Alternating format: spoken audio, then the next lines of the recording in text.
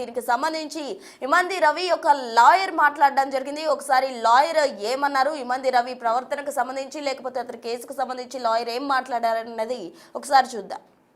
ఇవాళ ఐబొమ్మ కేసులో cyber crimes వాళ్ళు 5 రోజుల పోలీస్ కస్టడీ తర్వాత రవిని కోర్టు ముందర ప్రొడ్యూస్ చేసినారు. జడ్జి గారు ఇమ్మంది రవిని మళ్ళీ జ్యుడిషియల్ కస్టడీకి చెంచల్గూడ జైలుకి పంపించడం జరిగింది. మా బెయిల్ అప్లికేషన్ ఏదైతే మేము ఫైల్ చేసినామో అది పీపీఆర్ కౌంటర్ వేయలేదు కాబట్టి రేపు అంటే 25వ తారీఖుకి కౌంటర్ అండ్ హీరింగ్కి రేపు వేసినారు. తనని 28వ తారీఖుకి మళ్ళీ ప్రొడ్యూస్ చేయమని ఆర్డర్ ఇచ్చినారు. పీటీ వారెంట్స్ ఇంకా అయ్యలేదండి. మాకు మాత్రం ఒక్క కేసులో నోటీస్ ఇచ్చినారు, ఒక్క కేసులో తీసుకుంటున్నామని మేము కోర్టు వారికి దృష్టికి తీసుకొచ్చినాము. వాళ్ళు ఉద్దేశపూర్వకంగా 4 కేసులున్నా కూడా ఒకటే కేసులో అరెస్ట్ చేసి ఒకటే కేసులో పీటీ వారెంట్ వేసినారు. మిగతా అన్నింటిలో కూడా డీమ్డ్ కస్టడీ తీసుకోవాలని మేము కోర్టు వారిని కోరినాము. కోర్టు వారు దాన్ని పరిణతి తీసుకుంటా అన్నారు. కాపీరైట్ యాక్ట్ కాకుండా ఇంకే ఏ కేసులు నమోదు చేశారు? మీకు అన్ని కేసులలో అన్ని క్రైమ్స్లలో 5 క్రైమ్స్లలో కాపీరైట్ యాక్ట్, బిఎన్ఎస్ భారతీయ న్యాయ సంహిత దాని కింద and cinematography act and IT act provisions కింద బుక్ చేసినారు. లేదండి ఆయన ఒరిజినల్లీ ఇండియన్ సిటిజన్. ఇప్పుడు ఆయనకు సిటిజన్షిప్ లేదు కానీ ఆయన still he votes in the OCI card ఉంది. He does not need any visa to come to India. OCI card ఉన్నంత కాలం తను ఇండియాకి రావచ్చు, వెళ్ళొచ్చు. అది మా క్లయింట్కి అడ్వకేట్ మధ్య ఉన్న ఇన్ఫర్మేషన్ వీ కెనాట్ రివీల్ అండి. సారీ. 5 days కస్టడీ అయింది.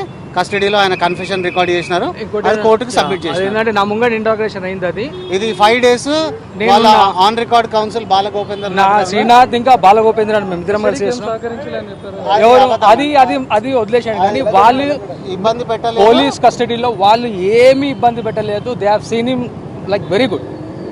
అది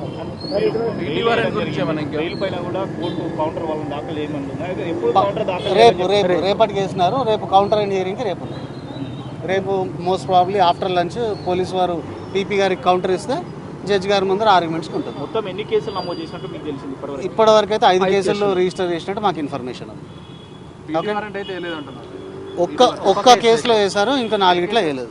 క్రైమ్ నెంబర్ 347/25. ఓకే, ఒక్క దాంట్లో వేశారు. అది ఇంకా జడ్జి గారి దగ్గరికి రాలేదు. ఒక్క కేసులో రిమాండ్ అయినారండి. ఇంకో కేసులో రిమాండ్కి అడిగినారు, పీటీ రిక్వెషన్ ఇచ్చినారు. ఇంకా 3 ఫైల్ చేయలేదు. ఓకే, ఎందులో కూడా లేదు. ఓకే, ఇంకోటి అంటే రికార్డులో సివి శ్రీనాథ్, బాలగోపేంద్రనాథ్ ఉన్నారు. ఓకేనండి, right, thank you very much.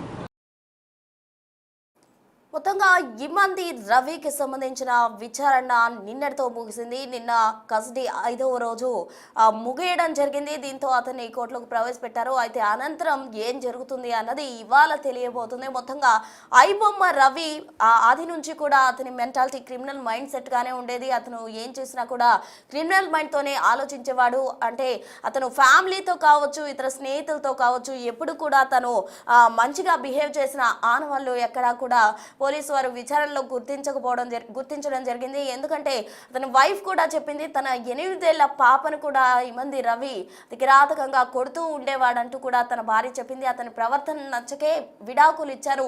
విడాకులు ముందే తన సంపాదనకు అతనికి ఎటువంటి సంబంధం లేదు అని చెప్పే విడాకులు తీసుకున్నట్టు కూడా, సంతకం చేసినట్టు కూడా ఐబొమ్మ రవి వైఫ్ చెప్పడం జరిగింది. మొత్తంగా ఐబొమ్మ రవి తండ్రి కూడా నేను ఆ బిగ్ టీవీతో మాట్లాడడం జరిగింది. అయితే తన కుమారుడు చేసిన విషయానికి సంబంధించి అతను తప్పు రైటు అని నేనేమి చెప్పను, చట్టం తన పని తాను చేసుకుంటూ పోతుందంటూ కూడా అటు ఇమ్మంది రవి తండ్రి చెప్పడం జరిగింది. అయితే మొత్తంగా తన కుమారుడికి సంబంధించి కూడా పోలీసులు తమ పని తాము చేసుకుంటూ పోతారు, ఏది మంచిదైతే అదే జరుగుతుందంటూ కూడా ఐబొమ్మ రవి మాట్లాడడం జరిగింది. ఇక స్నేహితుల విషయానికి వస్తే ఐబొమ్మ రవి 2007లోనే తన స్నేహితుడి పాన్ కార్డ్ తీసుకొని అక్కడ తన ఫోటో పెట్టుకొని అతను సొమ్ము చేసుకున్న పరిస్థితి. అంటే దాన్ని బట్టి మనం చూసినట్లయితే అక్కడి నుంచే అతని బిహేవియర్ క్రిమినల్ మైండ్ గా కూడా మనం అర్థం చేసుకోవచ్చు. అయితే ఐబొమ్మ రవికి సంబంధించిన తాజా అప్డేట్స్ అందించేందుకు మా ప్రతినిధి సాగర్ లైవ్ లో జాయిన్ అయ్యేందుకు సిద్ధంగా ఉన్నారు. వారిని అడిగి మరిన్ని వివరాలు తెలుసుకుందాం. సాగర్.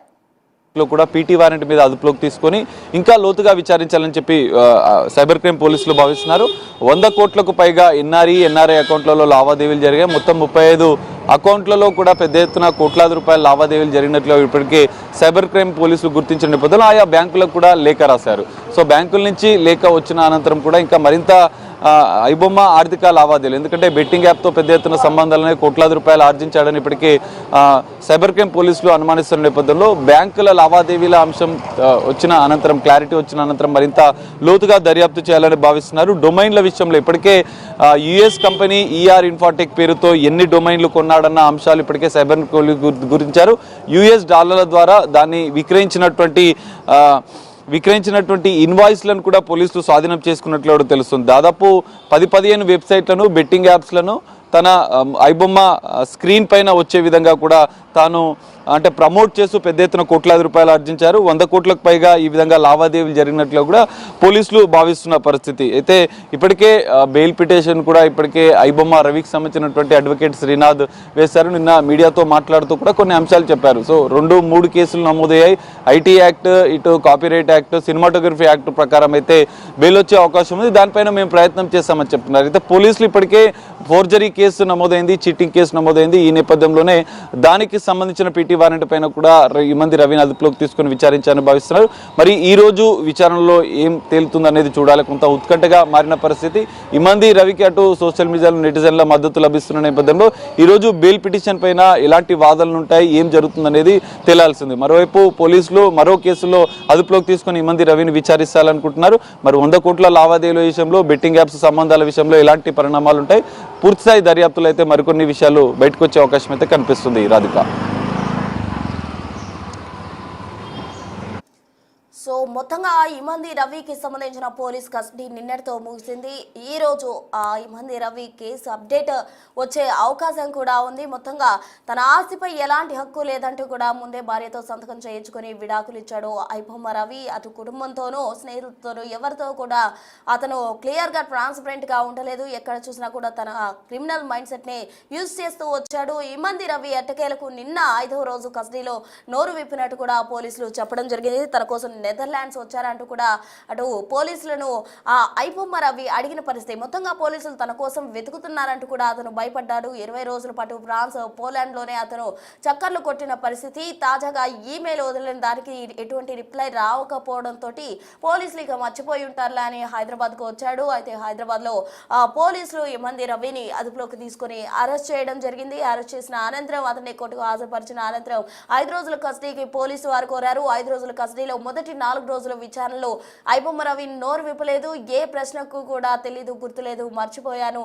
నేనే ఇదంతా చేశాను అన్నట్టు కూడా అతను చెప్పుకుంటూ వచ్చాడు. 5వ రోజు కస్టడీలో మాత్రమే ఎటవేలకు ఐబొమ్మ రవి అయితే నోరు విప్పిన పరిస్థితి. కన్ఫెషన్ రిపోర్ట్లో సంచలన విషయాలు వెలుగులోకి వచ్చాయని చెప్పాలి. మొత్తంగా ఇమంది రవి ఐబొమ్మ వెబ్సైట్ను యూజ్ చేసి అటు సినీ పరిశ్రమకు తీరని లోటు మిగిల్చాడు. ఎంతో నష్టం వాటిల్లింది సినీ ఇండస్ట్రీకి అంటూ కూడా ఐబొమ్మ రవిని శిక్షించాలి అంటూ కూడా ప్రధానంగా సినీ ప్రొడ్యూసర్స్ అయితే డిమాండ్ చేస్తూ ఉన్నారు. అయితే ఇప్పుడు తాజాగా అతన్ని పోలీసుల కస్టడీ ముగిసింది. అతని కోర్టులో ప్రవేశపెట్టిన అనంతరం ఈ కేసుకు సంబంధించిన అప్డేట్ వచ్చే అవకాశం ఉంది. పూర్తి వివరాలు అందించేందుకు మా ప్రతినిధి సాగర్ సిద్ధంగా ఉన్నారు. ఫోన్ లైన్లో సాగర్ అడిగి మరిన్ని వివరాలు తెలుసుకుందాం. సాగర్, చెప్పండి. అయితే ఐబొమ్మ రవికి సంబంధించిన 5 రోజుల కస్టడీ కూడా ముగిసింది. అతన్ని అరెస్ట్ చేసి పోలీసులు ఇప్పటికే విచారణ చేశారు. 5 రోజుల కస్టడీ ముగిసింది. ఈ రోజు ఐబొమ్మ రవికి సంబంధించిన కేసు అప్డేట్ ఏముండబోతోంది? ప్రశ్న మనం చూడొచ్చు, ఐబొమ్మ రవి కేసులో సైబర్ క్రైమ్ పోలీసుల 5 రోజుల విచారణ, కస్టడీ విచారణ పూర్తయింది. కొన్ని కీలక అంశాలు ఈ కేసులో పోలీసులు సేకరించిన పరిస్థితి మనం చూడవచ్చు. ఇప్పటికే ఐబొమ్మ రవికి సంబంధించినటువంటి అడిషనల్ ఛార్జ్ షీట్లో కూడా కొన్ని కీలక అంశాలు పోలీసులు వెల్లడించినట్లుగా కూడా తెలుస్తోంది. పంచుల సమక్షంలో ఐబొమ్మ రవికి సంబంధించినటువంటి ఈమెయిల్స్ ఓపెన్ చేశారు సైబర్ క్రైమ్ పోలీసులు. అందులో కూడా కొన్ని కీలక అంశాలు ఉన్నాయి. ఎందుకంటే దాదాపు ఈఆర్ ఇన్ఫాటెక్ యుఎస్ కంపెనీ పేరుతో అనేక మిర్రర్ వెబ్సైట్లను కొనుగోలు చేసినట్లుగా కూడా సైబర్ క్రైమ్ పోలీసులు గుర్తించారు. దానికి సంబంధించి యుఎస్ కంపెనీ పేరుతో విక్రయించినటువంటి డొమైన్స్కి సంబంధించినటువంటి వివరాలు, దానికి సంబంధించినటువంటి ఇన్వాయిస్లను కూడా సైబర్ క్రైమ్ పోలీసులు స్వాధీనం చేసుకున్నారు. ఒక్కో డొమైన్కి ఒక్కో కోడ్, సపరేట్ కోడ్ని ఏర్పాటు చేసుకున్నట్లు కూడా పోలీసులు గుర్తించారు. ఓపెన్ చేయగానే, జనరల్గా ఐబొమ్మ ఓపెన్ చేయగానే రీడైరెక్ట్గా బెట్టింగ్ యాప్స్ ఓపెన్ అవుతుంటాయి, మిగతా గేమింగ్ యాప్స్ ఓపెన్ అవుతున్నాయి. దాన్ని ఓపెన్ అయ్యే విధంగా కూడా ఐబొమ్మ రవే డిజైన్ చేసినట్లుగా కూడా గుర్తించారు. ఏదైతే 3 నుంచి 5 సెకండ్ల పాటు ఆయా కంపెనీలకు సంబంధించినటువంటి ప్రమోషన్స్ ఉండే విధంగా కూడా తాను డిజైన్ చేసుకున్నాడు. ఎందుకంటే ఐబొమ్మ ఓపెన్ చేయగానే మనం చూడొచ్చు 1x బెట్ అని, 4A బెట్ అని, ఇట్లా పరా మ్యాచ్ బెట్ అని, రాజ్ బెట్ అని, ఈ 4 బెట్టింగ్ యాప్స్కి సంబంధించినటువంటి ప్రమోషన్స్ పెద్ద ఎత్తున చేసినట్లుగా కూడా పోలీసులు గుర్తించారు. అందులో కోట్లాది రూపాయలు ఆర్జించారు. దాదాపు 100 కోట్లకు పైగా ఈ విధంగా బెట్టింగ్ యాప్స్ ప్రమోషన్ ద్వారా ఆర్థిక లావాదేవీలు, ఆర్థిక లబ్ధి పొందినట్లు కూడా సైబర్ క్రైమ్ పోలీసులు భావిస్తున్నారు. అందులో భాగంగానే ఇమంది రవికి సంబంధించినటువంటి దాదాపు 35 బ్యాంక్ అకౌంట్లకు సంబంధించినటువంటి వివరాలు సేకరిస్తున్నారు. దానికి సంబంధించి ఇప్పటికే బ్యాంకులకు కూడా సైబర్ క్రైమ్ పోలీసులు లేఖ రాశారు. అయితే రవి డొమైన్స్కి సంబంధించినటువంటి అంశాల్లో కీలక అంశాలు కూడా ఇప్పటికే పోలీసులు గుర్తించినట్లు కూడా తెలుస్తుంది.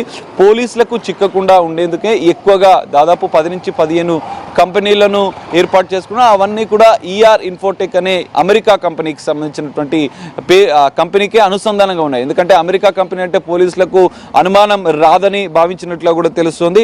అయితే అమెరికా కంపెనీ విషయంలో కూడా పోలీసులు కొంత సమాచారం సేకరించి తనకి మెయిల్ చేయగా కూడా దానికి ఇమంది రవి స్పందిస్తూ యుఎస్ కోర్టు ఆర్డర్ తీసుకువస్తేనే కంపెనీలకు సంబంధించినటువంటి వివరాలు చెప్తామన్నారు. దీంతో పోలీసులకు అనుమానం వచ్చి 20 రోజులు సీక్రెట్గా తన యొక్క ఇమంది రవికి సంబంధించినటువంటి కదలికలపైన ఆరా తీశారు. అయితే పోలీసుల మెయిల్ చేయడంతో యూరోప్లోని 5-6 దేశాలకు తిరిగినట్లుగా కూడా 2 నెలల కాలంలోనే, ఎందుకంటే మొదట ఐబొమ్మ రవికి పోలీసులు ఖచ్చితంగా పట్టుకుంటాం, ఇతర దేశాల్లో తలదాచుకున్నట్లుగా కూడా మాకు సమాచారం ఉందని చెప్పడంతో అతను జనరల్గా కరేబియన్ వారసత్వం ఉన్నప్పటికీ కూడా అమెరికాలో కొన్ని రోజులు ఉంటాడు. అనంతరం యూరప్ దేశాల్లోని దాదాపు 5-6 దేశాలు తను తిరిగినట్లుగా కూడా పోలీసులు గుర్తించారు. సైబర్ క్రైమ్ పోలీసుల దర్యాప్తుల విచారణలో కూడా ఈ అంశాలు ఆయన వెల్లడించినట్లుగా కూడా తెలుస్తుంది.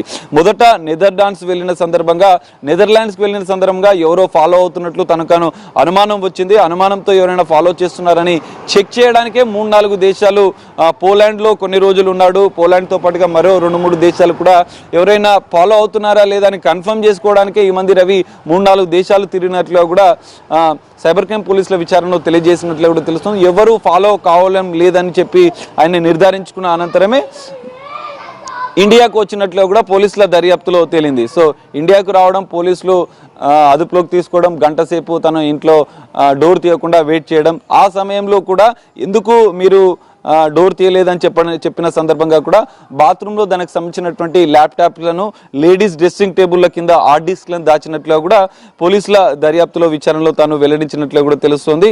సో గతంలో పోలీసులు అరెస్ట్ చేస్తామని వార్నింగ్తోనే ఫారెన్కి వెళ్ళి 2 నెలల కాలంలో తనకు సంబంధించినటువంటి పూర్తిస్థాయి డేటా కావచ్చు, ఎన్ఆర్ఐ అకౌంట్లలో పెద్ద ఎత్తున నగదు బదిలీ చేసినట్లుగా కూడా గుర్తించారు. అయితే ఇక్కడ కీలకంగా పోలీసులకు, సైబర్ క్రైమ్ పోలీసుల దర్యాప్తు చేస్తున్న సందర్భంగా యుఎస్లో ఉన్నటువంటి ఐబొమ్మ రవి భార్య ఇప్పటికే పోలీసులకు ఫోన్ ద్వారా టచ్లోకి వచ్చినట్లు కూడా తెలుస్తుంది. కొన్ని సంచలన విషయాలు భార్య కూడా వెల్లడించినట్లు కూడా తెలుస్తుంది.